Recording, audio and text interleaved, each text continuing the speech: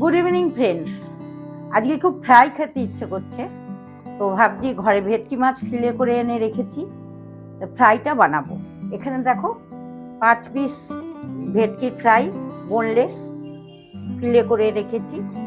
এখানে রেখেছি ধনেপাতা, আদা, রসুন, কাঁচা লঙ্কা থেতো করে, আর একটা ডিম নিয়েছি।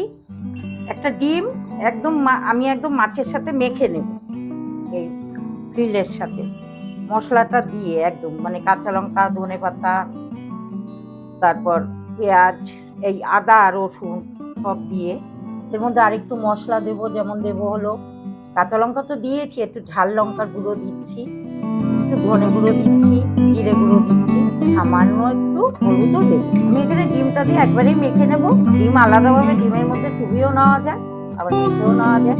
এটাকে এটার সাথে ম্যারিনেট করে দিচ্ছি। সন্ধ্যাবেলা বেশ ফ্রাই খেতে ভালোই লাগে। দোকান থেকে কিনে এনে খাওয়া বাইরে থেকে আর নিজেরা ঘরে তৈরি করে খাওয়ার মধ্যে অনেকটা ফারাক। ঘরেরটা একটু হয়তো দোকানের মতো অত হবে না, আমরা সিম্পল ভাবে করব। দোকানেরটা দোকানের মতোই হয়, আর ঘরেরটা ঘরের মতোই। ঘরে সম্পূর্ণ সমস্ত কিছু টাটকা তেল, টাটকা জিনিস দিয়ে হয়। আচ্ছা, তার আগে আমি বলছি যে আমি এই ফিলেটার মধ্যে লেবুর রস দিয়ে মেখে রেখেছিলাম। এবার লবণ দিয়ে দিলাম স্বাদ মতো, বিস্কুটের গুঁড়ো কোটিং করব।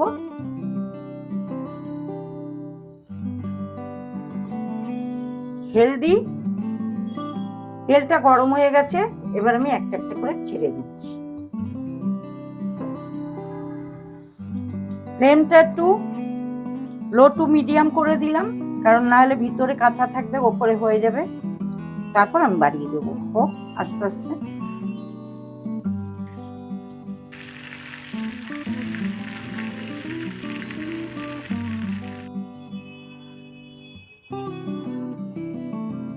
তো হয়ে গেল ভেটকি ফ্রাই, আজকের ঘরের ভেটকি ফ্রাই।